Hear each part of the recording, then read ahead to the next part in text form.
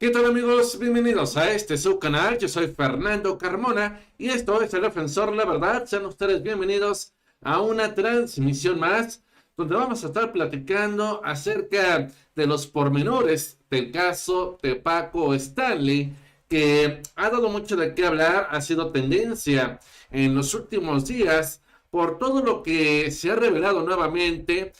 Parece que esto no es únicamente un tema de que fueron por él los machuchones y tan tan, no, sino que hay un fuerte trasfondo que tiene que ver con la delincuencia, con Mario Besares, que tiene que ver con un negocio que tendría Paco Stanley al interior de TV Azteca, donde él parece que era el encargado de alguna manera de vender lo que le daban sus amigos de la mafia para poder distribuir al interior de las televisoras. Vamos a ver también cómo tiene que ver el hijo de Mario Besares, Mayito, quien de alguna manera quedó marcado porque no pudo soportar que le dijeran que el hijo que él acababa de tener con su esposa Brenda, bueno, pues en realidad era hijo de Paco Stanley y esto lo habría motivado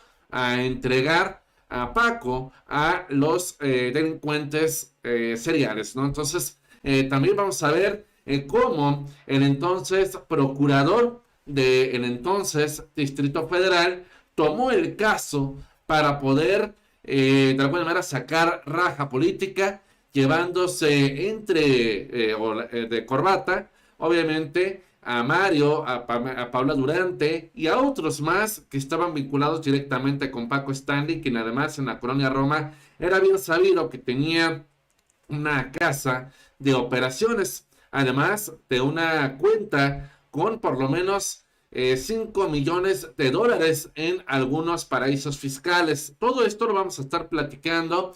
Esto es muy interesante. Le preguntaron a algunos políticos, le preguntaron a algunos funcionarios que había en ese entonces. Vemos también lo que pasaba poco antes de que terminaran con su vida.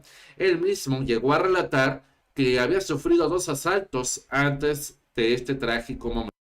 En el restaurante Las Gaoneras, donde un hombre le pone la pistola en la cabeza y le dice que lo enviaron a ultimarlo.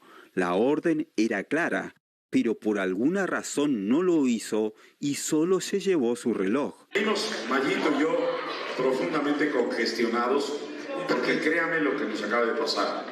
Nos acaban de asaltar.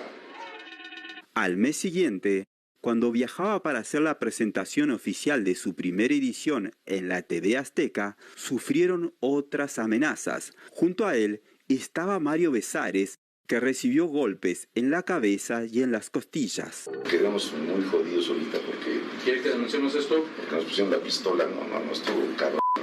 Se quedó más jodido todavía Marita. Tras esa situación, contrató escoltas, pero no sabemos por qué hizo caso omiso a las sugerencias de sus escoltas, ya que tenía una ruta fija diaria, cuando en situaciones así se recomienda alternar. También le pidieron que blinde su vehículo y tampoco hizo caso. Le pedimos que tomara medidas más serias de seguridad, como blindar su camioneta, blindar sus carros. Yo pensó que nunca le iba a pasar nada.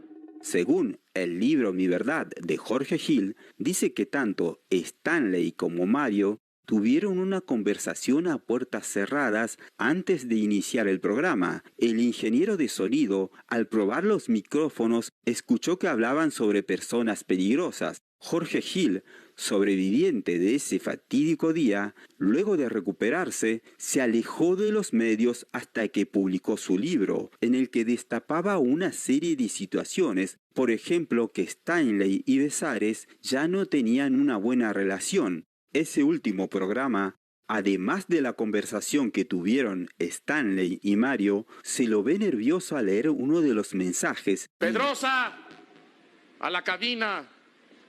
Ahorita regreso. ¿A dónde va, señor?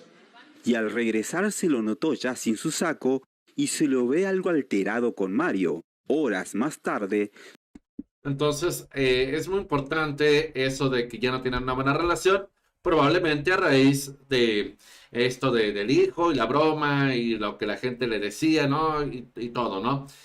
También tenemos esta relación que Paco Stanley tenía con la delincuencia, como les decía, bueno, pues se le acusa de ser parte de digamos, el grupo de Juárez y parece que él tenía una casa en la colonia Roma, donde pues él decía que tenía su casa productora y hacía unos misteriosos negocios. Y para eso está este video que dice, esta era la casa de la Roma, donde hacía sus supuestos negocios, ¿sí? Mientras vemos ahí algunas tomas de él.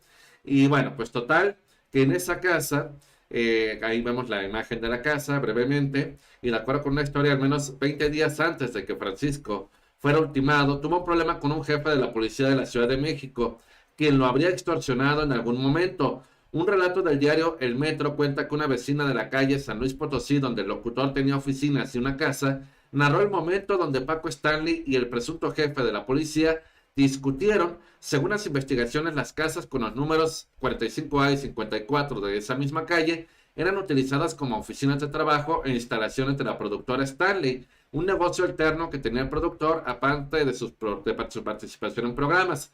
Además, estas casas servían como centros de negocios y bueno, pues obviamente esto nunca se pudo verificar exactamente qué pasaba, ¿no? Y al interior de esas casas. Y dicen algunas personas que estaban muy de cerca con Paco Stanley, ¿sí? Que señalan que eran constantes las visitas de un gran número de personas, patrullas de policías, además de personajes de la vida política. Y en la actualidad no se sabe qué pasó con esa casa, si todavía la familia Stanley es la propietaria de esa casa, si las vendieron o si están abandonadas, si las rentan, no se sabe mucho qué pasó con la casa, pero aquí este punto es muy clave, es bastante importante.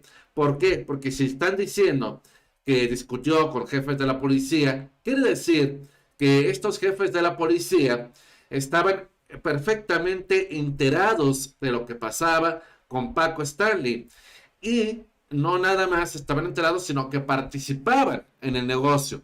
Y cuando pasa lo de Paco Stanley, pues obviamente le echan la culpa a Mario. Ah, es que Mario tenía coraje porque decían que su hijo era de Paco. Ah, Paola también porque la acosaba, que también era cierto y estuvo mal.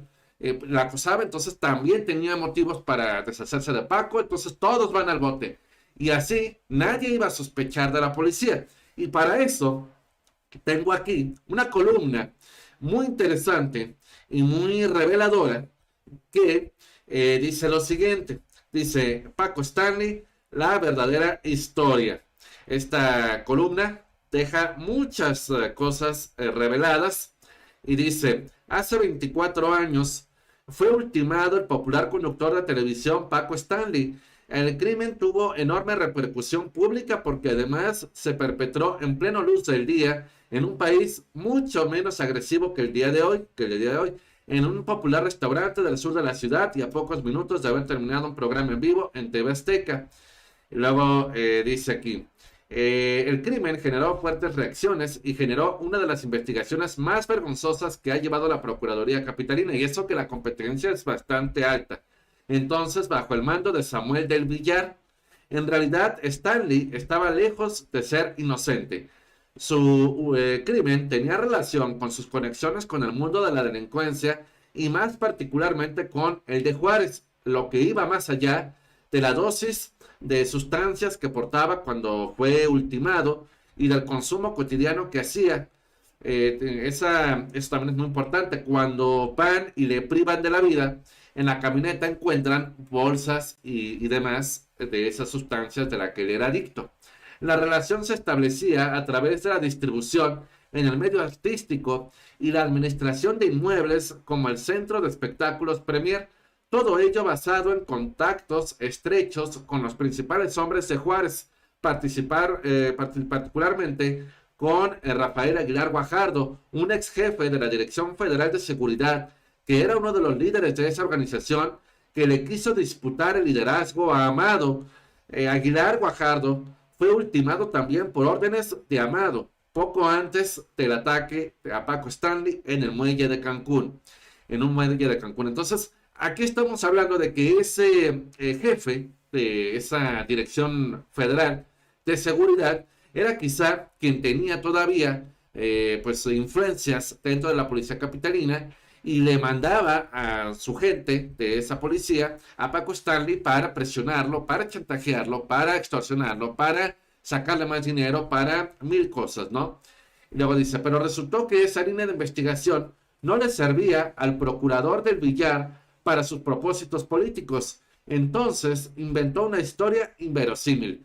Decidió que por alguna razón que nunca pudo establecer, quien había mandado ultimar a Paco era un jefe de los hermanos Amezcua, los llamados entonces reyes de las metanfetaminas, un tipo de sustancia y un grupo que aparentemente nada tenían que ver con la historia de Stanley. Para comprobarlo, utilizó a un recluso de nombre Luis Gabriel Valencia, que decía ser el cocinero de Luis Amezcua dentro de la cárcel.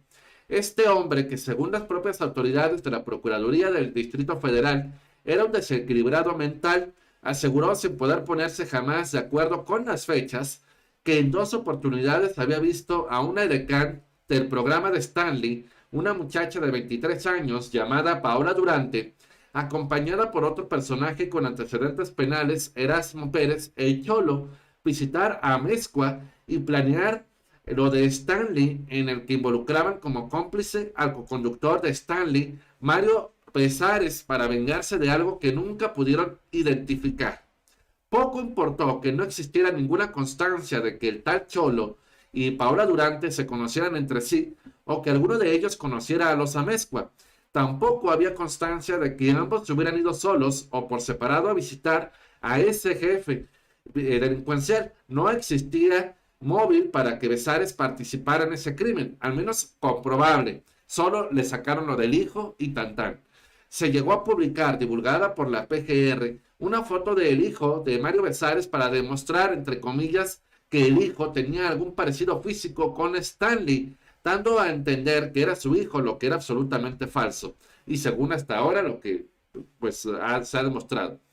Tampoco tuvo importancia que los compañeros de trabajo del tal Cholo testificaran que el día del crimen, estaba trabajando en un taller de la colonia Narvarte, o que se comprobara que las fechas en que, según el cocinero de Amezcua, Paola Durante había visitado a ese delincuente, ella estaba trabajando en el Auditorio Nacional como edecán, o que la otra fecha que atestiguó para ese encuentro fuera meses antes de que Luis Amezcua estuviera detenido.